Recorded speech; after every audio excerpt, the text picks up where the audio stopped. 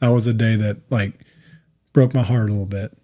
Oh. So I talked to him. I had to explain him, this was a dream of mine, and understand that when you're chasing a dream, like there's some things like you got to break your own self to become what you're going to be. Oh, very well said. Welcome to the FocalFlip Podcast. Every week we take a deep dive into the mystery and stigma behind mental health and explore real-life stories of struggle and triumph.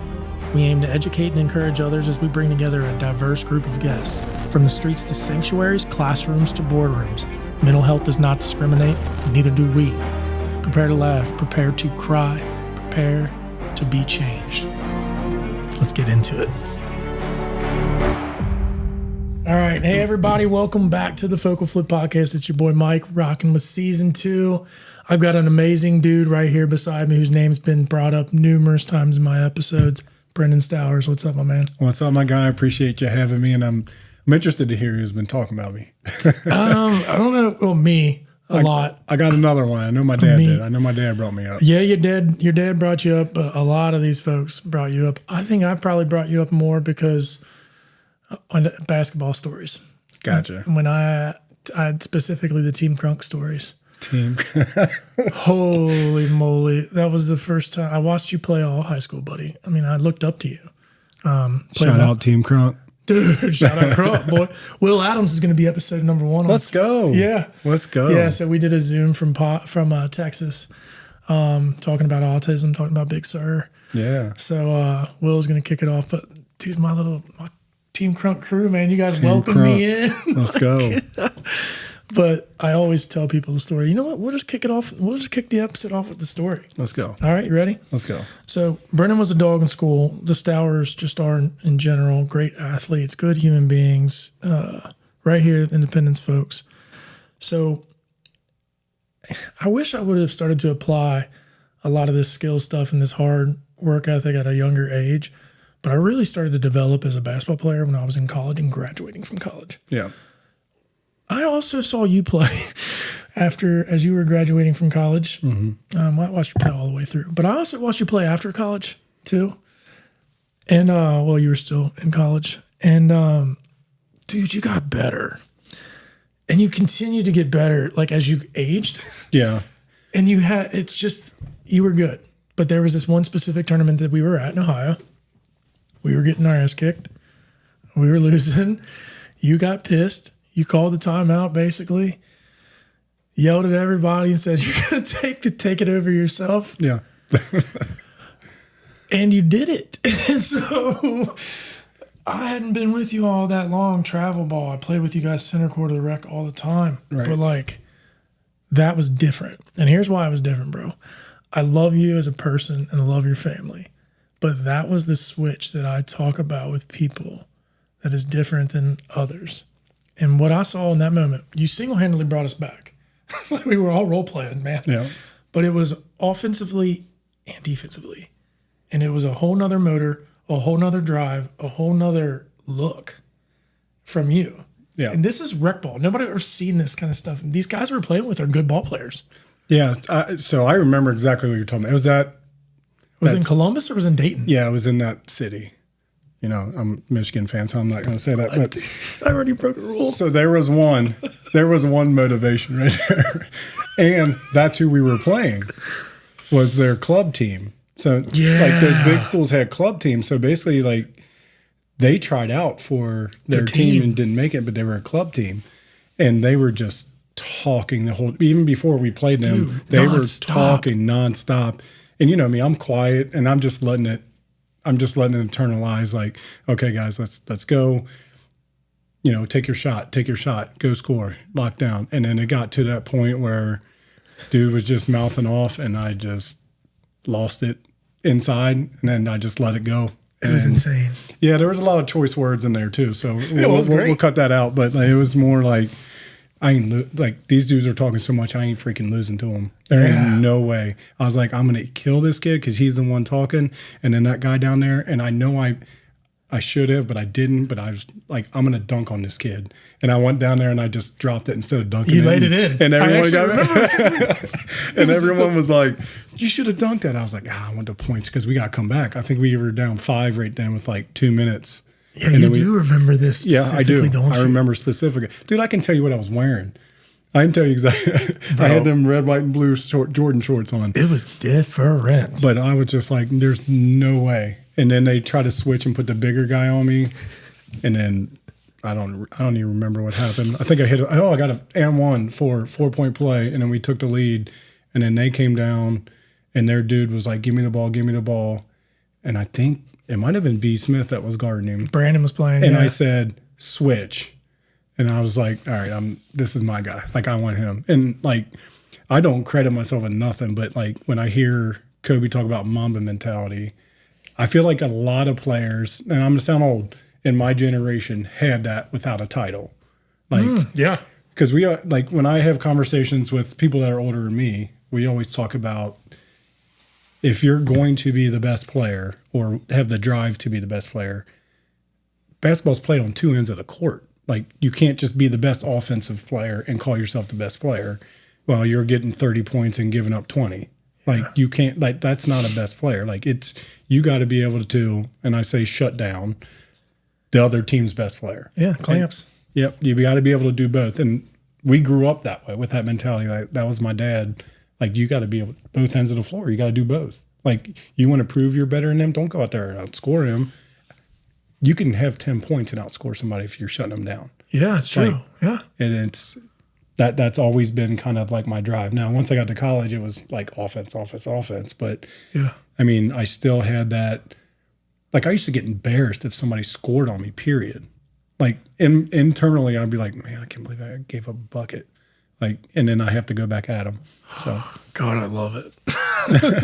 And that was just so me. Like, everyone has those things that, like, you say in public or you say outside, and or you just let go. But internally, your thoughts actually control your actions. So that was mine. It's like, I got to be that guy. I got to be him, as they say. Yeah, we had such a good team. Like, but that wasn't my goal. Like, I didn't want to have to be him. Like, no, not at all. But when it came down to it, like, it came down to winning. They were running the mouth the whole game. I know exactly how it went too now, because you've now relived it all the way now that I can see player personnel. Yep. That's exactly what it was. And they were running their mouth the entire game. I remember. They were talking. They had the whole fans. They had like the fraternities that were there cheering them on. Yeah, that wasn't happening. Yeah. I think that's when I got my real first taste of crunk, baby.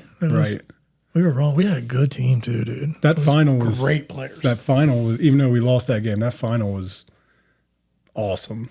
We got to play when we went to the Nationals and played in Georgia Tech. That was great. I didn't get to go to that. Oh, I know. I missed that one. We had to keep people out of the clubs that weekend. God, I get those stories of that too. I love my team crunk, folks. To all the viewers and listeners, you've seen my peeps on here. Mike Walker's done been on here. Brennan's on here now. Will Adams will be the first episode of season 2. B. Smith and I have been chatting quite a bit, so I'm sure he's going to venture on here at some point too. Coach Davey Johnson. Yeah, Davey, dude. Where you at, Davey? Davey, shout out Davey, baby. Shout out Davey. All right, Brendan, I had to start with that story just because you bring up Mamba Mentality, and I have his book sitting open on my coffee table, and it's just the way that I think. It's the way that I work. 100%. And that's probably the best comparison that I can make in a moment that I've saw from an athlete, someone especially that I know. Right. And it was impressive. Like, you also think, like, as an athlete, it's the best piece of wisdom ever is you got to do it on both ends of the court, right? Right. But that requires a ton of work. That requires conditioning. That requires so much. How did you, like, because you were good offensively and defensively all through high school and stuff too. But, like, where were you able to find that? Did you ever get tired? Basically is what I'm trying to get to. Yeah, I got tired. Like, I just ignored it. Like, kind of like, I mean, if you love something, like, you'll give it everything. And that was my, like I said, how I was raised. You give everything you got. Yeah. And then growing up in, grew up going to Catholic school, and you Bible study, and it's talking about you give so much and you get back so much. So that was the thing. Like, I'm going to invest my everything into this, and then hopefully at the end it will pay off. We talked earlier before to Mike about instant gratification. Yeah. And it never works out the way you want. And I'm going through that with my kids as well. Doing a little workout here and there. And, right now it's like conditioning. All right, we're going to get up and run a half mile, but I'm going to time it. And you got to beat it every time. And they're expecting to run like 10 miles the next day. And I'm like, you got to work at it. Like, you will see the benefits when you go and get in your basketball game or your soccer game where you're not getting as tired as fast. So, I just loved it. And anytime I was tired, I played for the great Coach Danny Trame, who, I say lovingly said, if you were tired, who cares? Like, you still got a job to do. If you're in the game, you got a job to do, and you got to do everything just as you did at tip-off. You have to be able to do it. Find a way. We'll get you a sub. We'll call a timeout. We'll get you in there. And then even Coach Shields at the next level said the same thing. Like, if you're in the game, you got to give everything. You're tired. We get that. You're supposed to be if you're playing as hard as you can. But you still got to do the job. And that's kind of like, I preach it when I coach. I preach it to my kids, everything. So, I mean, that's where you play for Scott Humphrey, shut up and play. Like, a lot of that, I believe, applied to, like, I'm tired or complaining about something, and being tired is one of those complaints. Just shut up and play. Time to tap in. Yeah. Yeah. Find that extra gear. And that's how you find it. Like, it's not like you have it or you don't. You have to develop it. Like, you have to figure out where your limit is and then try to push it further each time. Just keep trying to push it further. And then, they always say no ceilings, or someone doesn't have a ceiling or whatever. Just push that up high as you can go. Yeah, exactly. All you're doing is preparing yourself more and more and more for when any opportunity arises. Yep. For sure. And keep pushing the ceiling. Yeah, I think the same way. Yeah, and it helps in life, I gotta time everything. I got to measure all of it. Like, I just do. Yeah. It helps in life. How do you know if you're winning or losing? Like, yeah, like you got to do it in life too. Like, things get hard. You might have a breakdown here and there, but you're able to rebound. Like, you're able to get back. You're able to find your way. But once you find your way, like, push through. Like, okay, one of the best quotes I heard is, you've already been through the toughest time in your life because you're here today. Like, no matter what, every day could be the toughest day of your life, but you made it to the next. Like, you just got to keep doing it. And it's same thing with a drill, same thing with conditioning. Here. Like, you can compare whatever sport you play, basketball, into life. Like, just everything applies. It's just how you apply it. Absolutely. I wish I would have learned that a little bit. I wish I would have actually listened to that piece. Right. Because that's when I went through my tough stuff, is when I lost basketball. Hey, and that happens a lot. I mean, it happened to me as well. Like, I got down, and luckily when I was finished playing, I had coaching to fall back on, which I had no idea I wanted to do. Like, let's get into it. Get into it. But yeah, all right, let's go. Let's go. All right. So Brenden played at Simon Kitten High School, guys. I watched Brenden play as a child, all growing up. He graduated in, was it 99? 99, because I was 03. So let's go. Incredible. I can go forever with numbers and stats and stuff. I didn't even put them on the outline just because I'll throw it up in the description. You've been around the block a minute, my man. So let's get right into this thing. All right. Great basketball player, phenomenal athlete. Played for his dad, played for Dan Trame. Goes to NKU, plays for Coach Shields. Legend, bro. I could tell you the Floyd story a million times over. Dude, I've been blessed with, just think of the name, Scott Humphrey in there. Scott Humphrey, just think of the contrasting styles of all four of them. So, like, as far as becoming a well-rounded player and human, like, I got to see different styles. And then not to mention the assistant coaches who either take on the same role, like the same mentality, or kind of like good cop, bad cop type deal. So you get to see a lot of different angles. And if you just pay attention, you can really learn stuff. So I agree. That's why I'm going to tap into Shields right away. Because I already know the other guys. All right. So let me think of who all was on staff. We got Kenny We got Dave Bees, Bees. because I love Bees. Pat Ryan. Was Donnie Mack out there yet? Donnie Mack was on Pat there. Ryan. Yeah. Dude, Northern Kentucky legends. Legends. 1 year was Kevin Listerman as a GA, and then the other year was Ryan Schran. Oh, man. Incredible. Yeah. Okay, so I got to know. All right, I've been going to the NKU basketball camp since I was a little kid. I love it. I go to every camp. What? Coach Shields has always carried himself in this just holistic way. Yes. Always just seems to carry the same kind of tone. Mm-hmm. What was it like playing for him? And then tell me about, have you ever seen him? What's he like when he's mad? I haven't really seen him mad. Okay, perfect. Yeah. Tell me about Coach Shields then. Let's go. So Unbelievable. Coach Shields is the nicest, most genuine, sweetest man you will ever meet. Like, the thing about him was you wanted to do right by him because he treated you like you were the best thing ever. And that's every individual. He treated you like you were his son. Like, he wanted to guide you to life. He wanted to guide you spiritually. He wanted to guide you on the court. He really reached out to you. He touched your soul. Like, that's the kind of person he was, in a gentle, kindness, nurturing way. Like, something you can't teach. No, you can't. And I've said this before. Like, we didn't have any team roles. Like, none. No curfews. Not his one. His only thing he ever said is, don't do anything to embarrass yourself, your family, or the program. That's it.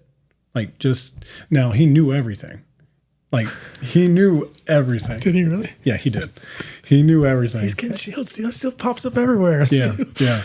So, yeah, you just wanted to do right by him as well. He did right by you. You just wanted to do right by him. But then you had Coach Bees, which was the tough love guy. Tough love. Like, you knew he loved you. You knew he cared about you. But he would tell you about it if you were messing up. Like, he would let you know, which you need that sometimes. Yep. Like, you need to be told, like, this is exactly what you're doing and this is how you fix it. Now, do it. You're on your own. Like, birdie fly out of the nest. Here it is. I just gave you the anecdote. And it was great. Like, it was, you got to learn. Like, Coach Shields would walk you through it and everything else, which is awesome. But there's times where you needed that tough love. So I always said those two were a great balance. Yeah, Coach Ryan was like right in the middle. Coach Ryan and Coach Donnie were right in the middle. Like, they would go either way depending on the day. But those collective four basically shaped who you are, because you got to think about, you're in college, you're on your own. Like, I'm trying to become the man I'm supposed to be here. And dang, you have four good leaders. Yeah. All I care about is basketball. I don't even care about school. Yeah, my parents did, so got to do good in school. But I just want to be basketball. But more than just that is, they opened your eyes to, you can use this in real life. Like, this moment that you're in right now, use it. You're going to see it again in a different way. It's not going to be exact, but use it. Learn from it. Become better, become stronger. So, yeah, you learn a lot, man. For sure. I was so lucky. I was so blessed. Just end up, and God put me there. I was transferring from Mount St. Joe to come play for Coach Bees before I got hurt playing open gym with y'all. I was playing open gym at NKU and got hurt, and that's when I first slipped my disc. Oh, yeah, and I had the knee surgery. Yeah, man, like because I wanted to come out there and walk on just to play with that squad, and play underneath. But now I'm very close with Donnie. Yeah, he's a dude. He's a trip, man. We get to do some of his basketball camps, and I always loved his camp back in the day. And that was a great camp. He's old school, packed. Man. Always. What was Donnie like as an assistant college coach? He was good. He mostly worked with the post. Yeah. He did a lot of recruiting and did a lot of stuff with the post. So I'm usually on the other end. Yeah. He's a high energy guy. He is a high energy guy, which we needed that. Like, Bees was Coach Shields was very analytical. He just, you couldn't ask him anything that he didn't know. Like, been around the game, knew everything. Probably so calm when he handles it too. Yeah. Since sitting down while we were just sitting calmly, like, with your hands right here. Sometimes, and he used to go like this. Oh, come on, man. Now I'm getting He did, didn't he? He did all the time. All the time. Yeah. Yeah. But But pick up on everything. Wow. but Coach B's was he was motivational. Like very analytical as well, but very motivational. In fact, his scouts were basically the base, and the defense that we were the basis of everything I wanted to do coaching wise. Just how he broke down players, the terminology he used. Be like, hey, we got to stop this play. Like, no, you don't. The players run the play. We got to stop the player. Like now we know where they're going to be at. So was Bees like that colonel on the battlefield kind of guy? Bees was a general. Yeah, general. Yeah. Bees That would was make great. sense. Yeah.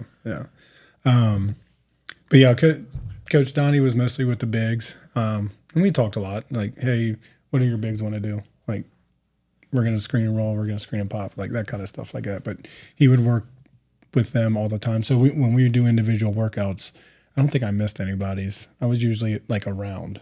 Yeah. Like I said, if I wasn't in class, I was in the gym. Like I believe that. literally. I mean, what else was I going to do? Sit in my dorm and do nothing? Like I know you well enough to know that that's 100% what you probably did. Yeah, for sure. I mean, there's times where me and a couple guys would be 1 a.m. in the morning just in there. We had been playing for 3 hours, 1-on-1 from half court, like use the whole court, 1-on-1. Who's going to win? And then nobody wanted to lose, so you got to keep going. Double or nothing. Yeah. Double or nothing. Keep going. Yeah. Just keep going. That's awesome, man.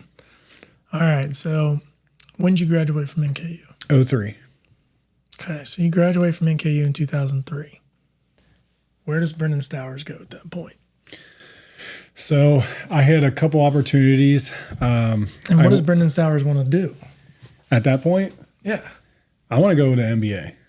That's my goal. Like I was nothing else. It was blinders on. That's the carrot I'm trying to get. Yeah. I go and do a workout with the Pacers. 2-on-2 full court for 8 minutes was not fun. Let's put it that way. But I mean, first round pick Jamal Tinsley, unreal. Like that was a guy that was there. So obviously I didn't make it, but got sent to or directed to the Huntsville Flight, the D League at the time. It's called the G League now, but NBA Developmental League. It was the second year in existence. So they sent me down there to try out for their D League team. And then it was a 3-day tryout, but the first day was an open tryout. And then the second day was everybody else that was invited. So Bobby St. Preux, one of my teammates went with me, and then Quentin Smith, RIP, my guy, went down there too. And for my money, we were probably 3 of the top 10 players down there. Like easy. And I'm telling you, like all the A&1 guys, 50, Shane the dribbling machine, those guys were all down there. Yeah. Come on, man. I know. Anyways, I know. I mean, they're good. Listen, They were good, but it's a little different. it's way different. But got down there, got kept around for basically the summer, and then got released, and then kind of was working out Mike Hester. Shout out Mike, baby. Yeah, shout out. I love Mike. We were working out together, and during a warm-up set, I popped my pec. Like tore my pec off the bed. Oh, is this a torn pectoral story? Yeah. I want to hear it. Tell me about it. Because, I don't know the story, but you tore it then. Yeah. So I was training Mike in the weight room too. So I would work out with him. So we were doing a warm-up set. Literally I think we had 95 pounds on there. Just quick set of 20. And as I was racking it, I heard just, and then I dropped it, and I'm holding it here, and I'm screaming at Mike, and Mike thought I was just struggling. Like, you can ask him that story. I'm going to. He was like, I thought he was just struggling. I'm like, 95 pounds? You thought I was struggling? Like, man, it's only 95 pounds. I'm screaming. I'm screaming. We get it off. And then, it was kind of a bad timing because right in between insurances. Yeah. Yeah. So then there's the real life at play. So, put in the sling. 6 weeks later, I can start moving it again. Just did it on my own and never really healed. It's still messed up, but you just figure out a way, right? Yeah. But I got to ask you real quick. I'm going to stop you real fast. When you go to Indy, all right, and you're like, I'm in there with Tinsley, how do you think How do you think you fared up there? Why were they? So he was there. He was not involved in the No, not in trial. year two, but you're talking about 2-on-2. Yeah. Yeah. Tell me about what made that so different and so hard. Well, I've never played 2-on-2 full court. Like you've played half court, but it's. And I'm not sure that I ever have either. Yeah, and there's 3 workouts a day. Like there's a lot of skill stuff at the beginning, ball handling, a lot of shooting involved, concepts, pick and roll type stuff, and then we'd play. But like I said, it was like 2 hours 3 times a day for 2 days, and it was just like this is rough. This is a different world. I'm not sure how they do it now. It took the fun out of it for you? No, it didn't take the fun out. It was just like, this is absolutely insanely tough. These guys are dogs. Yeah, these guys I thought I was tough. I was in thought shape. I could do it. I was in shape. Like I was in shape, but oh boy, this is where you got to dig deep. Like this is where you got to find that other gear, that other level. But they just had one of those days where, I made some plays, just didn't finish. Just didn't feel good about it. Just didn't. Yeah, I didn't do enough. I was also the smallest guy there, so I mean that has a little bit to play with it. But there was only 6 guys. It does. There was only 6 of us, and it was 2 point guards, really a combo guard, and then everybody else was like a 4 or a 5. So it's crazy. Yeah. It's crazy. Got to meet some great people though. Like that was the coolest thing. Like I said, you can get your heart broke, but take something out of it. Like I got to meet some cool guys. One of the guys I talked to, I mean, it's been a while, but it'd be like every once in a while come up on social media, like, hey, what's up, man? That's cool. I mean, it is pretty cool. I love that. All right. So where are we at now, Brenden? So I am rehabbing. Yeah, okay, we get the torn pec. Yep. We're rehabbing, got done training Mike. Yep. Yeah, keep going. Let's go. I still have that drive. Like I'm still getting back to it. I actually had a couple before I left to go down there, I had a couple deals in Greece and Luxembourg. I was gonna say, I thought you went overseas. Yeah, I had a couple deals until that one came up. Because like I said, I mean, and I should have been more open, but like my blinders were NBA. What's the quickest way? Stay here so they can see me. Like that was in my mind. That's a fair thought process for sure. Yeah, and 22-year-old kid just now I'm like, I don't have college to fall back on. Now it's like it's all or none. So this is my blinders. Like I said, going back, I have a contingency plan. Go overseas, go over hindsight's here, 2020, right? Yeah. Obviously, bunch of deals. But once I was training to get back and started feeling healthy, I actually had a feeler offer to go play in England, which would have been really cool. Wasn't really feeling it. Like it just didn't feel right. So I didn't end up going. And at that point I just started coaching and I just started feeling the love. So once I got done playing, I still had two or three classes left to finish to get my degree. So my dad was like, I got a job open. You can help me coach out, train the kids. I got a group of 8th graders I'm going to bring up. I'm going to give them to you. And it's just something to, a little bit of extra money in your pocket while you're trying to finish up school. I was also that was the year I also decided to substitute. Sub-teach? Yep. So I was in the schools. That 8th grade class, by the way, was Chelsea Tolliver and that whole class, the Figgins twins. Yeah. So a couple legends in the program. There's been a lot of legends that have come through under the Stowers leadership. It's been pretty cool. Yeah, but that Kayla Smith, like those 4 Chelsea was awesome. Yeah, they were great. And then I got to coach my sister. So she was a junior that year. So really? You coached Taylor? Yeah, I coached. So I coached Evan when he was a little kid. The only one I never coached was Jordan. When I was in high school and Evan was in like 5th grade. You dodged that one, Jay. You dodged that bullet, buddy. Thank God. Jay was my teammate. He was my you guys were just 2-on-2 teammate everywhere we went. Boys, brothers. Yeah. I didn't know you coached Tay sophomore year. That would have been right after I graduated then. Yep. Right? Came in that next year, 04, 05, I think. Yeah. What was that like coaching Tay? Different. I think both of us struggled at first to player, coach, brother, sister. Yeah, that would be different. It was. Yeah. It was different. It was hard for both of us. I was gonna say, how hard was it for her? It was hard. I bet it was harder for her being the younger one. Shoot, right? But yeah, I had a tough time adjusting. I mean, that was a life lesson right there too. Like, you know, I could talk to Jordan and Evan this way. I can't talk to her that way. So that was, that was a big adjustment. So, it was, and even coaching with my dad, like coaching with my dad was different too. Like it took me a while. Like I remember the first practice I went at, I was nervous to say anything.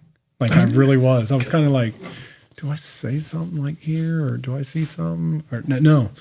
And after that, I was like, hey, Dad, you got to tell them this. He was like, you tell them. I was like, oh, okay. And then after that, it was just hit the ground running. But,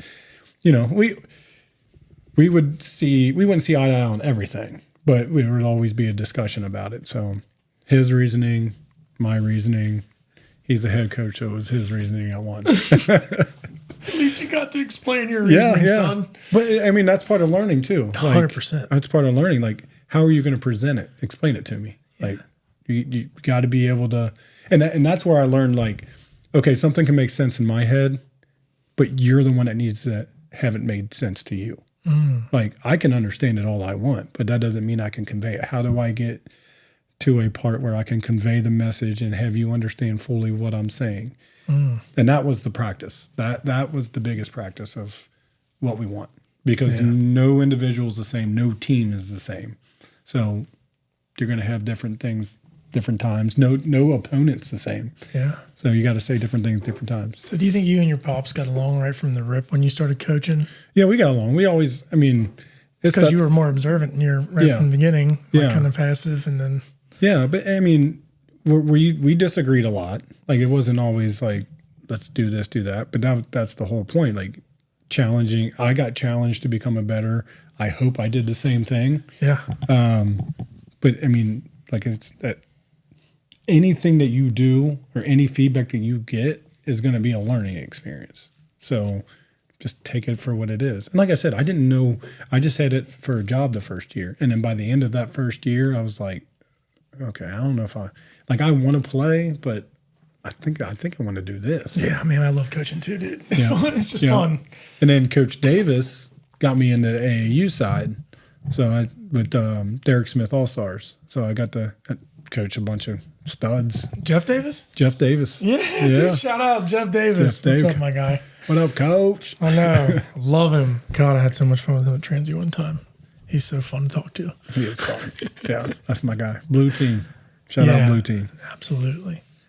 Well, yeah, you guys. So that's the thing. Here we are, Jeff Stowers, head coach at Simon Kenton, bringing you underneath him. The girls' basketball dynasties that start coming rolling through Simon has been really, really fun to watch. Yeah, very cool. Watching very young talent step up into the big leagues. Yeah. That is high school hoops. Yeah. I loved that thought process right from the rip from you guys with the youth and the talent and pulling these kids up and putting them into the trenches and all that. And you guys are really good at observing it. And they've been fun to watch. I told Jeff the other day, I was disappointed in myself for not getting to watch the girls until end of January last year. Disappointed. They're good. They're super fun. Good. I got to come in at the tail end of the game against Sakai, and then it was amazing, bro. Yeah. Sacred Heart. That was big time.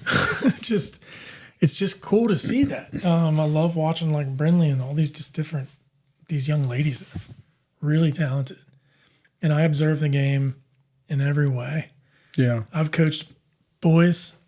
I've seen girls. It's so different coaching girls than it is boys. I always say coaching basketball is coaching basketball. So it's not like a lot of people. But they apply it faster, I feel like. They get concepts. Okay, there we go. Yes, concepts. That's for perfect. There you go, guys. For sure. They get concepts. And like I said, I'm not like saying nothing negative, but like just from coaching both sides, girls, for the most part, and besides select few, are playing below the rim. So how are you going to get your shots? I can't just throw a lob up. Like, I played with a player where I get bailed out and throw it anywhere in the gym. He's going to dunk it. Mm-hmm. So how do you figure it out? How do you get yourself the best shot? How do you put somebody in the right position? And it applies across the board. Strategy and execution. Yeah, strategy and execution. I think that's, it's important on both sides, but I think it's hyper in the women's side. Very cool. Yeah. Yeah, but like I said, basketball is basketball. Doesn't matter. It is. Yeah. Doesn't matter. It is. Boy, girl, doesn't matter. I've always just found that because I like I said, I study the game. And like I've watched, even when I go to pick up my kids from different stuff and I see youth practices, like I always found it fascinating to see a good coach teach a group of young ladies a concept and then watch them run the concept and then watch it apply over out of a huddle and into a actual live game situation. And like nothing against all the boys because there's great Jimmy's and Joe's talents. But I've always, just my general opinion is I've always felt like women have been able to get that faster. Yep. And because of that, like, I just feel like it sets coaches up to where like, hey, if I draw this up, I know they're going to do it. Yeah. Oh, yeah. You know what I'm saying? No, absolutely. Absolutely. And again, it's individualized. It's right. Different teams. Some teams get it. We've had teams that would get it or were too young to get it in the moment. Yeah, and then it changed some stuff. Yeah, and then it changed. So, I mean, the same could be with the guy side. But, no, everyone asks me, like, do you prefer coaching boys or girls? And I'm always say girls. And why? I'm like, well, I like the concept. I like the basketball side. I like everything. But honestly, don't matter. I just love this game. Yeah, no, like, right? I mean, this is where I want to be at. But where I'm at is what I love. So it doesn't matter if I was coaching boys right now. What do you like, boys or girls? Oh, I like boys. That's where I'm at. I love it. I love it. I love it. It's like whenever you're a kid and you played multiple sports. What's your favorite sport? Whatever season I'm in.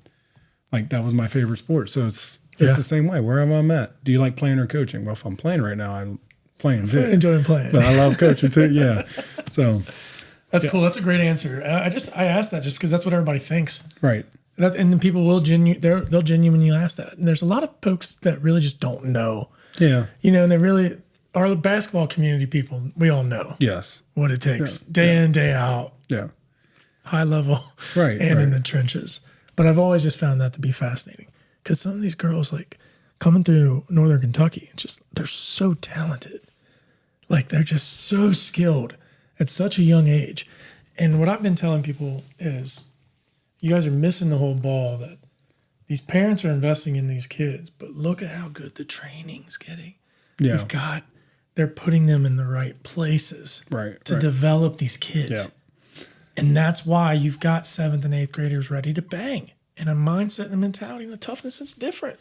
Yeah. And it's the right coach puts them in that. And next thing you know, they're establishing themselves for that next 5 years and going right into school. Right into college. Yeah, and they do. The skill development has been getting bigger at a younger age from when we played. I agree with that.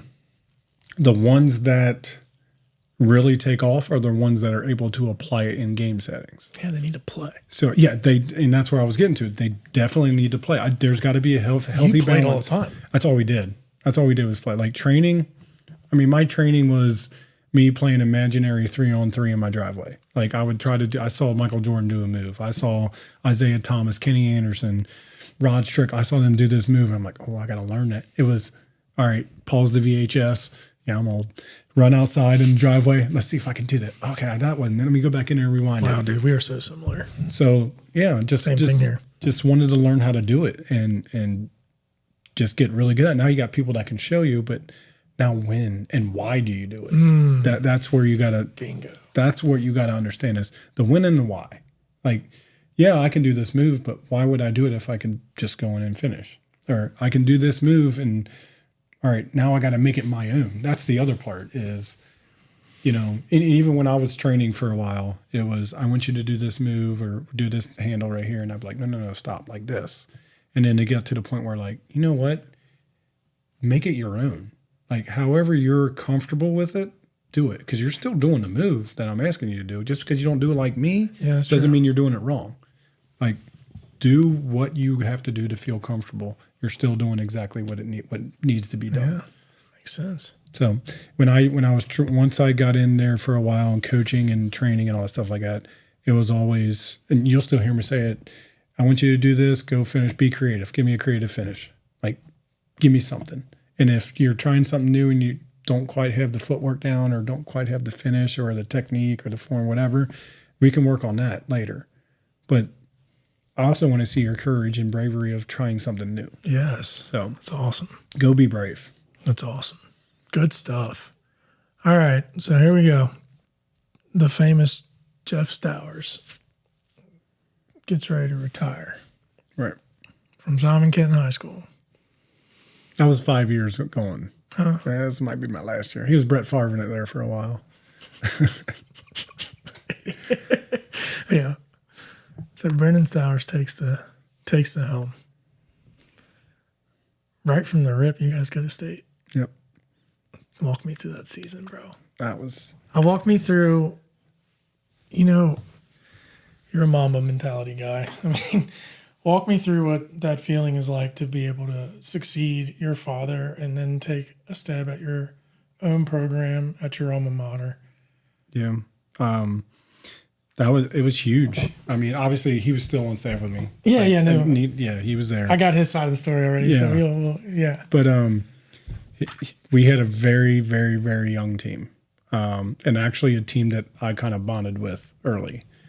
Going into the season, like I didn't tell the girls that, but like I was like, I'm not having expectations. I just want to see growth because this freshman class, by the time they're seniors, like they're going to have a legit shot at state championship. And that's kind of how I looked at it, because then you look behind them, the 8th grade class, Brindley, 7th grade class, Bella Ober. Like you're looking behind you, and then you're still looking at what you got now. Like, okay, I got a solid group of leadership. All right, let's see what we can do. So my main focus the whole year was growth. Like I just want to see you growth and compete. That was it. And that's all we said. I did not say that to the girls because I wanted them, because I always tell them, I want to win 100-0. Like I'm competitive. I want to. So going in, like I knew I was going to be struggling myself because I want to win every because you're game. already thinking the highest. Yeah, the hardest. So, I mean, you've seen our schedules. Like we don't schedule like just easy wins. We don't.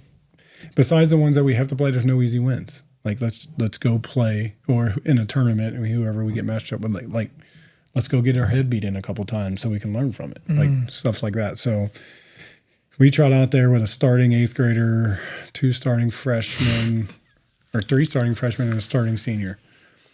I think we had a losing record. We had a losing record going into the postseason, and then something just clicked. What was that? It had nothing with me, nothing to do with me, nothing I did. They just basically got them together and just were not losing. And then they were close. So our senior that started had a little sister that was really close with all the other ones. So they were always, and she was their driver. So, I mean, it was very close. And they wanted to send them off right. So, we win our first round game. We actually lose the district championship. And I benched our leading scorer midway through the first quarter all the way through halftime. And everyone was like, well, why would you do that in a district championship? I go, we're already going to region. You're going to play who you're going to play. But that message is going to resonate the rest of the time. So come back in. We actually had 3 opportunities to win that game. 3 shots on the rim to win that game, and we missed all 3. But, I mean, just how it goes. Yeah, it's basketball. Now, if we would have won that game, I don't know if everything turns out the same also. Right. So we get into region. We play Owen County, who was a tough game. They had blown us out the year before, like when we were babies.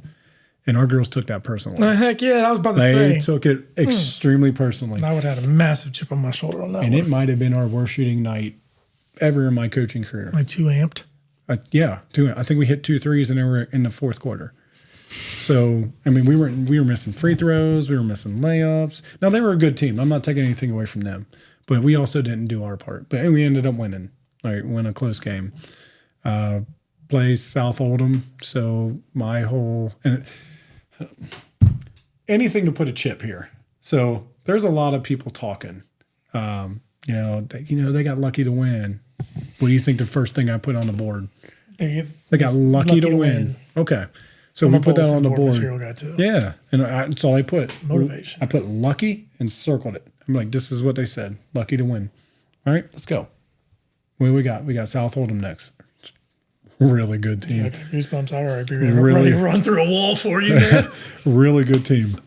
And here's the part that you were getting at. We put in probably 10 new plays just to run through. Like, 'cause I didn't scout during the year. Like, we did like, hey, this player does this player does that. We did not scout because I wanted to focus on us. Like, we need to get better, or we need to be able to do what we do against whatever you're running.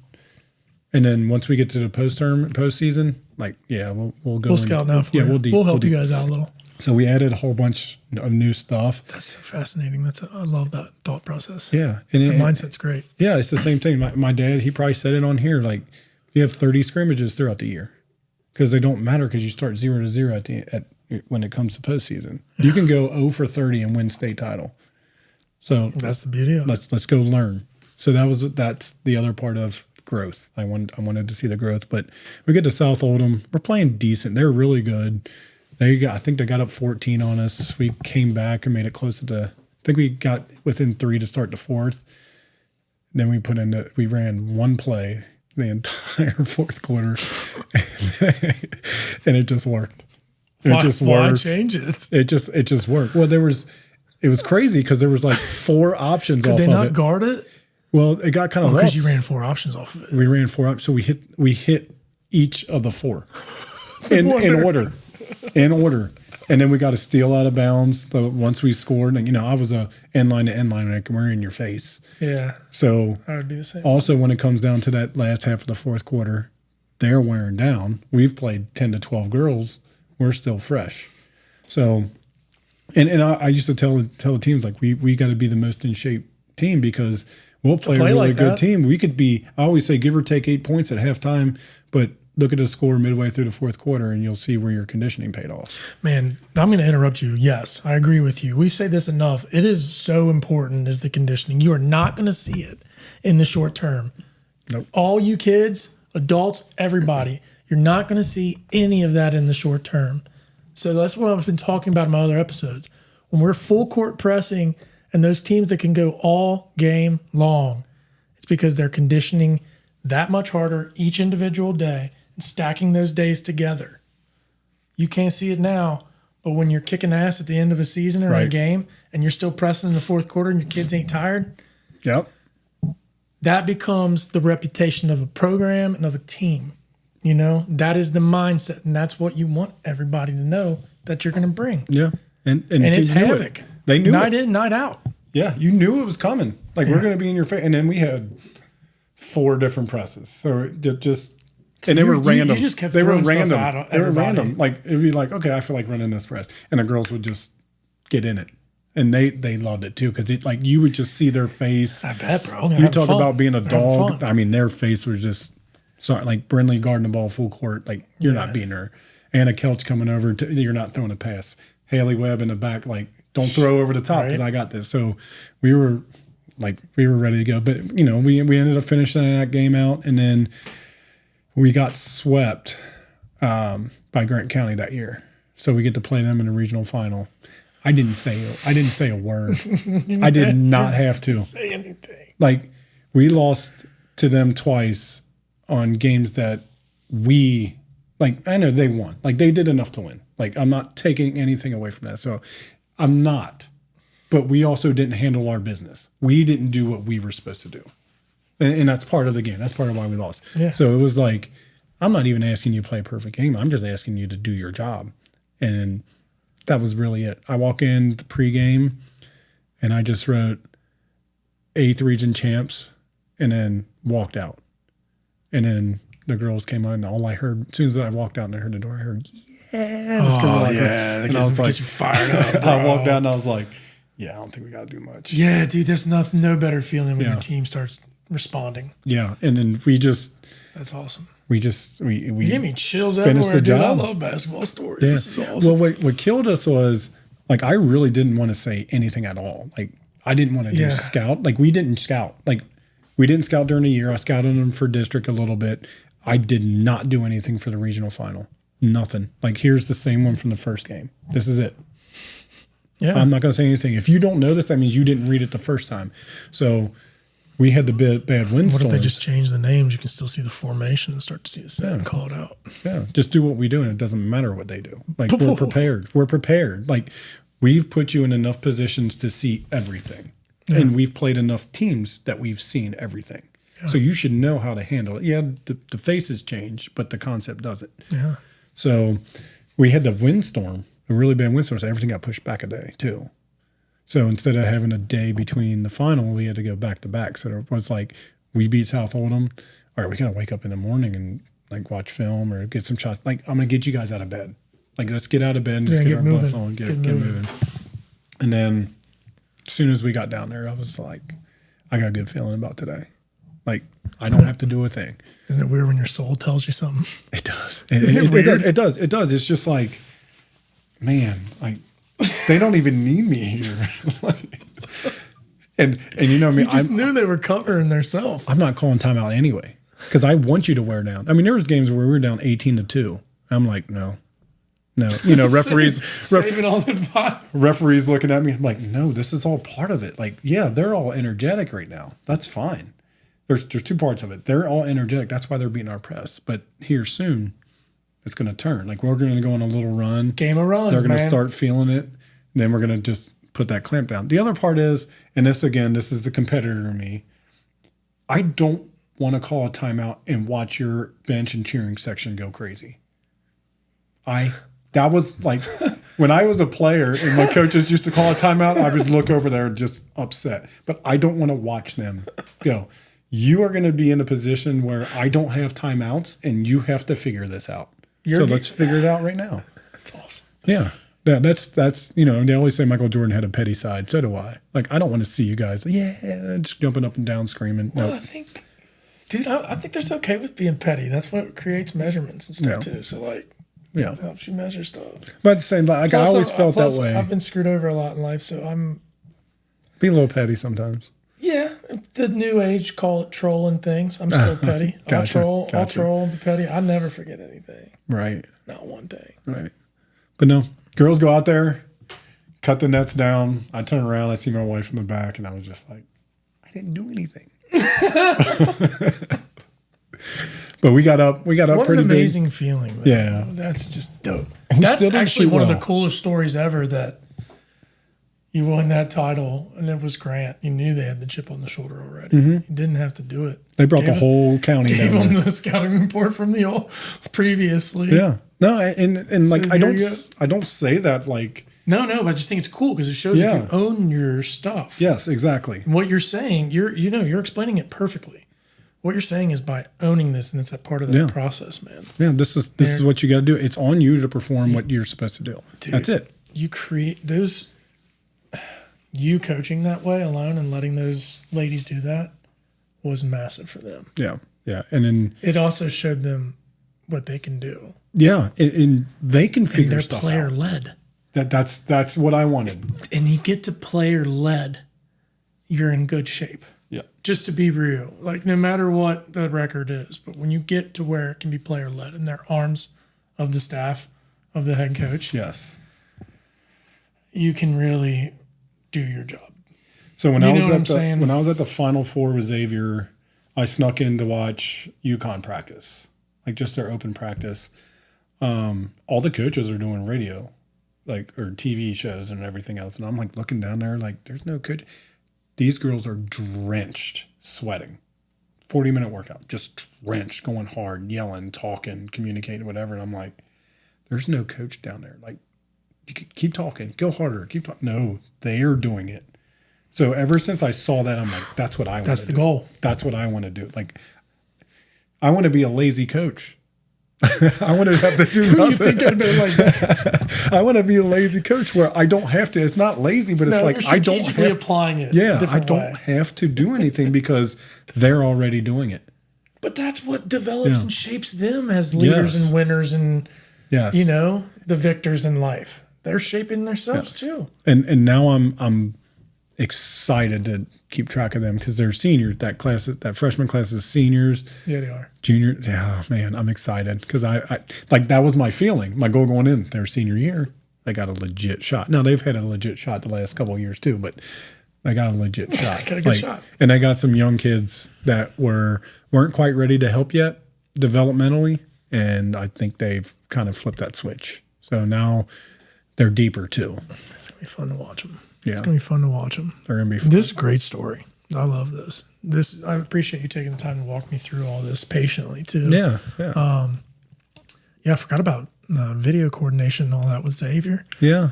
Yeah, I Learned a forgot lot. about coaching out there. Yeah. So like, shoot, we've totally missed over that part. No worries. It was quick. Brian Neal brought me on over there. Yeah.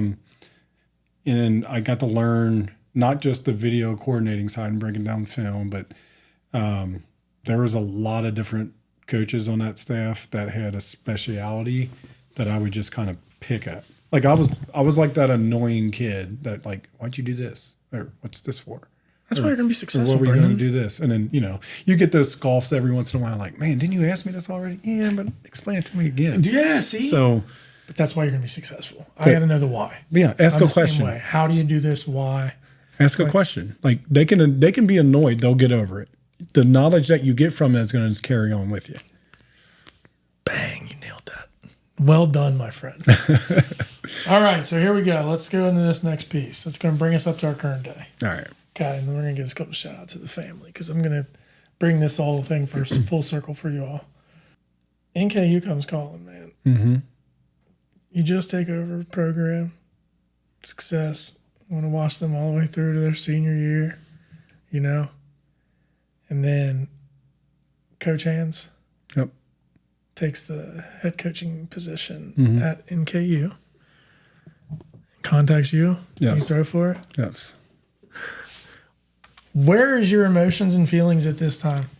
Because that is an incredible opportunity.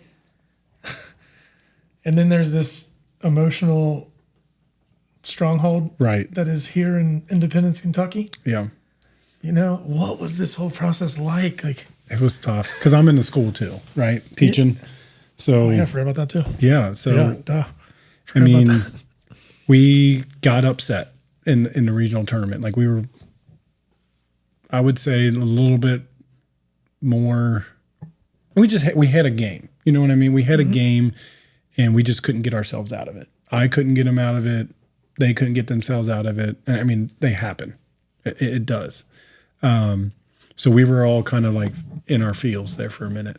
I'm going back through like, okay, what's our depth chart going to look like? Who do we got coming up that we can take a look at? Who's this? Our scheduling. So I'm in the middle of doing all this. I did a lot. I did all the graphic work, except for game day stuff. So I would, make a graphic for to promote my kids. I'm writing emails for probably about 15 kids in the Northern Kentucky area, for my kids, but hey, while you're here checking out my kids, check out these kids. You're missing a big opportunity here because this place is blowing up talent wise. So I'm writing, I think I had a list of 201 coaches from D3, NAI, all the way up to D1, just of people that I've had contact with. Yeah. Network list. Yeah. So I just went, hey, come check this person out. You get back oh, I'm not coaching anymore. Oh, dang, my bad. So my fault. But yeah, so I'm in the middle of doing that, trying to promote them. They're in AAU season. Coach Hands calls me and they're just like, you want to be a Norse again? I was like, Coach, that's a no-brainer for me, but let me get permission from my wife first. Yes. Had Talk to Rachel. She had been there. She had been there when my Xavier years when, we had our second kid, Aaliyah, and it was a little much, newborns, but now our kids are a little bit older. MJ was 3, turning 4. So no, he's mobile. Let's put it that way. No carrying. So, it was a no-brainer for me. That was once I got to Xavier, my personal goal in coaching was to get back to that level. Oh, boy. I had put in for... Once you got the feeling and the itch of being in it up there, huh? I had put in for an assistant job at a couple different places, but NKU specifically, I got down to the final 2 and to get picked, and that nearly broke me. It was one of those things where I put everything that I had. I put everything that I am into this. And then it just doors kept getting shut. Like, no, or you need this, or we really need to see this. I'm like, okay, whatever. Like, I get it. You're like, how long is this going to take? That's what I said. Like, I get it. But why don't you be that one that takes the chance? That's what I'm thinking to myself. Like, why don't you be the one? So I'm not getting that opportunity, and then I get the head coaching job. So I get my opportunity, and basically my dad let me run the team anyways. He was the chief. Mm-hmm. But if you're going to do the scout, then you teach the scout. You teach the defense, the offense, what we're going to do against it. So I learned a lot that way of taking control of a program. Yeah. So he allowed me to do that. So I had a lot of years of experience there. But I was to the point where I'm like, maybe I'm where God needs me to be. Maybe he wants me to be a teacher and coach these high school kids younger. So I was kind of like, all right, I'm going to back off. Now, I did put in for two more job openings. Yeah. One was NKU again. I didn't get a call back. The other one was, I think, Tennessee Tech. Okay. And I didn't get a call back there either. So I was like, okay, that's fine. That was, and I even remember having a conversation with my wife in bed one night. I think I'm done. I think I'm done chasing, and I hate that because if you wanted a phrase that described the way that I do everything, it was always dream chase. Like, I am chasing. I know I'm never going to catch it because once I catch the dream that I thought I had, there's going to be another one. You're not going to be satisfied. I'm not going to be satisfied. You're just going to keep going. So it's always dream chase. So I'm like, I think I'm going to set this down. I think this is where God wants me to be. And I promise you, it was 2 days later. 2 days later, Coach Hans calls me, and it was like, all right, God's not done with me yet. So, bro, as soon as you accepted that, though, yeah, as soon as you were like trying to be present in the moment, like, okay, yeah. I'm going to chill on this now. It was like he didn't want me to stop being the best version of myself. He will always see more potential in you than you see in yourself, or even what others see in you. So why not listen? So as soon as that happened, he called me. 2 days, that's so cool. He called me. I wanted to call him in that next second. Yeah, that would be emotionally. That next second, I wanted to call him. So I took a day. Yeah, I took a day and I prayed on it legitimately. I called him back. I was like, I'm all in. You're like, let's go. Like, there really was no doubt. Second. Yeah, I knew from the first second. Which was weird because when he called me right on my planning period, so I didn't have a class. So he called me, and I thought he was going to call about one of the players. And actually, it was funny is his daughter had just walked out of the gym. So I was PE teacher at this time. His daughter had just walked out of the gym, maybe 30 minutes, 40 minutes before that, because we were right next to the cafeteria. Yeah. And then they go in and out of the locker room right there. Volleyball and basketball girls will go eat in there sometimes. So she had just came through there, and then I see a call. It's like, uh-oh. Am I in trouble, or is he calling for a good? Is he calling update on a player? Is he trying to get a player? And then he brought that up, and I had two players sitting right next to me, two current players sitting right next to me. I was like, hold on, let me go take this, and had that conversation. And that's a really cool. I was like, I'm in. But the crazy part was, like, I kept that to myself because I was always like, wait till the process is finished. So I, background check, you had to go through, the whole hiring process. Yeah. So I waited until everything was approved. Yeah. Yeah. Which so happened to be an open gym night. So the whole time, like, I'm telling my dad, and, I was like, I don't know how I'm going to do this. Like, I really don't, I don't want to do this.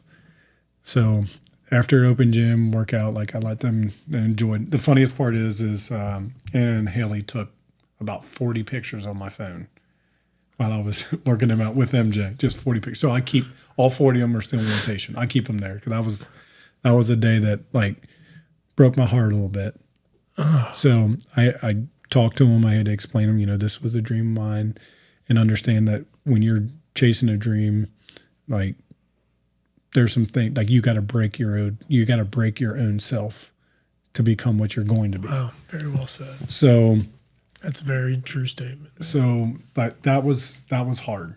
That was very hard. I remember I went home. Phew, I'd be emotionally charged for sure. I went home and went in the basement and didn't come out a little bit. Like, I'll get it. My wife was like, "Are you okay?" I'm like, I'm good. Sometime soon I will be. But I mean, that was. Leave me be. And I said that. I was like, that was the hardest thing that I've had to do because the bond that I felt like I had with these girls. It's family. I mean, it was, and it's still like to this day, like I see them out. I watch it. I see them out and I'm just like, oh, that's my dog. Like I'm so like filled with pride. But it's also because my kids look up to those girls. Yeah. Like my kids call them their best friends. My kids are, so I mean, they basically became a part of my family. Yeah, it's pretty cool how that works, isn't it? And the difficult part is I just can't walk over there and give them a hug because now I got NCAA rules. So I wouldn't even think about that. And it's not even like you're able to do that. I'm like, I'm not stepping on the gray area on this. Like, you just got in here. I just got here. Like I don't want. Yeah, I just got here. I'm not trying to get us dinged. I'm not trying to do anything. Like, but I hope if they're watching, I hope they know how proud I am, and I'm excited to watch them play. And I know my kids are still at their games. So that was tough. That was tough. But once I got in, and then even in my teaching friends, like this happened. I got hired. I had 2 days. Like, oh, first day's Monday. Well, it's Thursday. So Thursday I left on lunch break, go get my IDs and everything checked and Social Security, all that stuff. And then Friday comes and I'm like, all right, half these teachers are on field trips. So I can't even say bye, but this is my last day. Wow. So, no kidding. Yeah. So life comes at you fast, y'all. It does. Golly, you were prepared though, man. I had to be. I had to get prepared, like real fast. Yeah. Like I said, I had just like, I'm done chasing. Like I'm where my feet are right now. Yeah, you got into a point of acceptance. Yeah, I did. I accepted where it's to be, and I thought that was where he wanted me to be, but he put something else on the table, and he wanted you to lay it down for a minute. Yeah, let him work. Let him show you he's working. Still letting him do it. I mean, he's in control. I'm just here. It's awesome. Whatever he needs me to do, but no. Loved every single second of being where I'm back. I mean, Simon Kent was home, NKU's home. I mean, it 100% is home. Some of the best memories of my life happened on that campus. Same here, buddy. And watching it grow and the programs do well. I mean, there's a couple, like our volleyball coach and our baseball coach played there, and I got to watch them when I played. Like it's a family. Like it really is, and it's so much fun. It's so relieving to be back there. Appreciative Coach Hands every single second. I mean, the staff that we got. Yeah. I mean, we're goofy. Yeah, so tell me what it's like. Tell me what it's like. What's it like coaching collegiately? It's awesome. Like being part of a main staff. I mean, it's awesome. Like your assistant coach. It really is. It's awesome. Like people ask me, like, how you like your job? I'm like, 24/7 basketball. Like I'm a junkie. Like this is what I want to do. Like it really is. And then my kids. We were taking them to games, so now they're getting to come more often, and they love NKU. They're all about the Norse. So, how's your wife doing with it and everything too? She's doing well now because it's a big change. It really right? was. It really was. She got the experience some with Xavier. Yeah, she got the experience a little bit with Xavier, but I mean, this one was a little bit different because now there's 4. Yeah, exactly. Now there's 4 kids, so she definitely had to do a lot because I'm gone a lot, like recruiting or. During the day or not like that. And Coach Hands has been amazing with that, and the whole staff has been amazing with that. Like, we know you have kids, you got responsibilities, soccer practice here and there. Awesome. They've been great with work-life balance. It's been awesome. Awesome. But Rachel got reminded how it was, and then she adapted as well too. But I can only imagine. I could only imagine. Like, you're at school. She's a school nurse, so she's at school with kids all day, and she comes home and there's kids. So those little funny videos that you see where the husband walks in the door and wife hands him a baby and leaves, she earned it though. Like she was there all day. I come home at night, whatever she needs. Yeah. Shout out Rachel.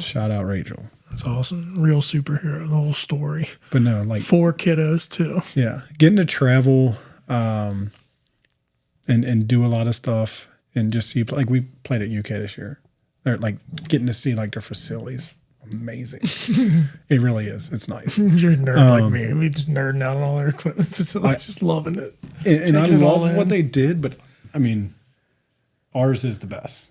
Like, I love our space. I love our arena. I love everything about it. It really is. It really is. Would have been cool if you had it when you were playing, man. You're rocking it in Regents. Regents is 1A all time. 1A all time. I mean, fans were on the court, man. It was right there. It was loud. It was rocking. It was packed. Regents was wild. That's 1A for me.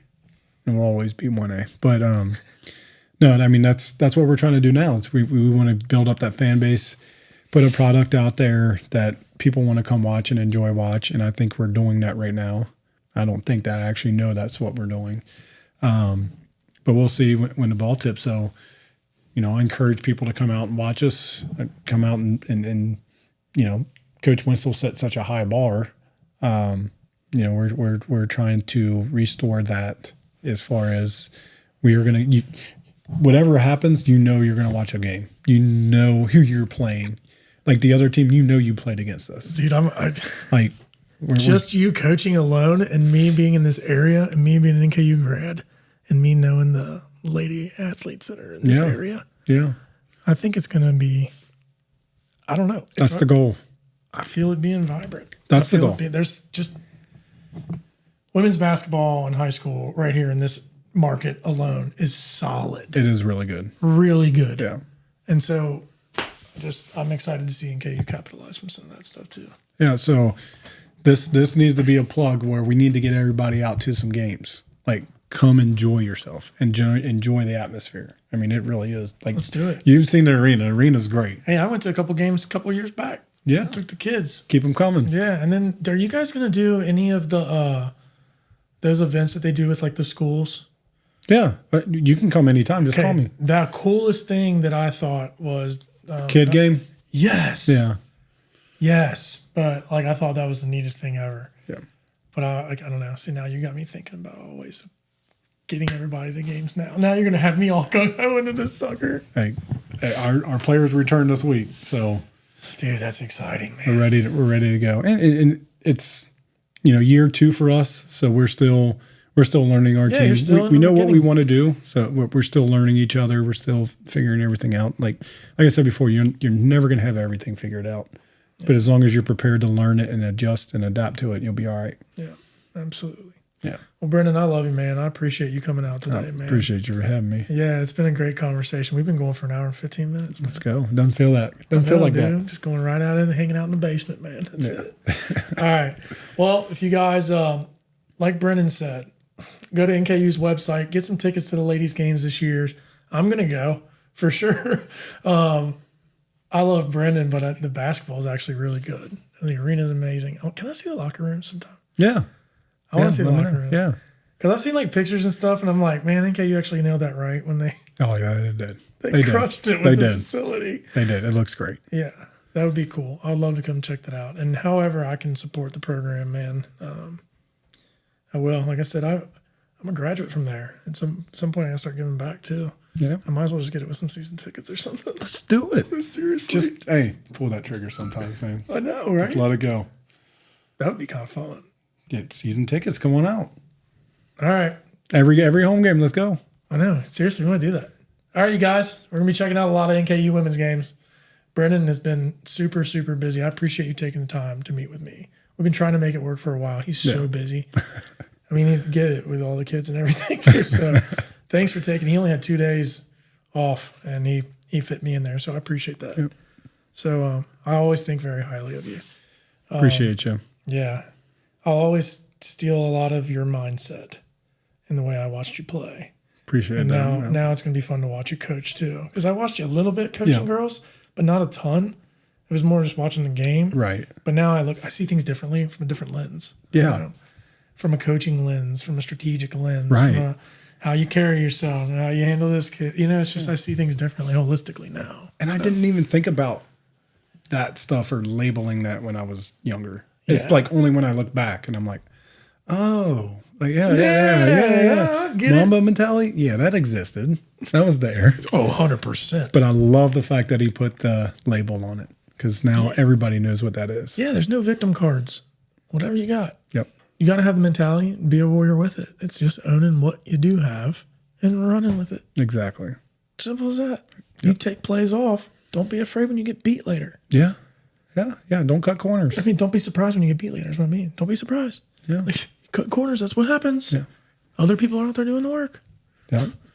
All the time. Yep. And just if it comes down to an execution thing, then let that be. But never be out-efforted, outworked, out-focused. Exactly. I love it. Do you care if I get you back in here after season and talk about some nutritional stuff? Let's do it. Because we've been going forever, and I have a passion on fitness and nutrition now. And we have a whole section we can do with that with you. So I think we missed it. That's all right. So I'm good doing that because I want to come back and dive into that one. That's going to require a fresh brain for me because I love it. So anything you want to end on, Brenden?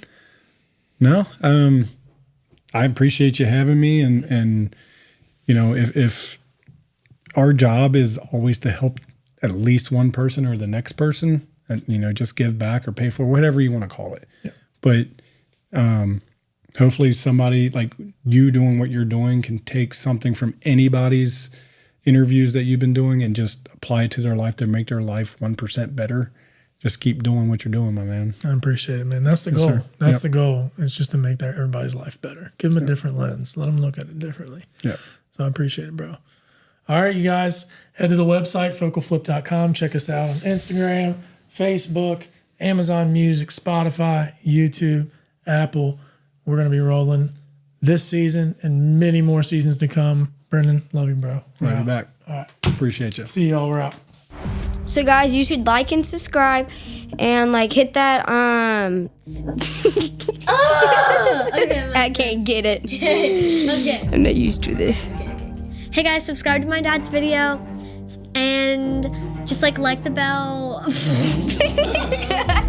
Hit that like and subscribe button, hit that bell. And stay tuned. Love y'all. 100%. Love y'all. We're out. I love that.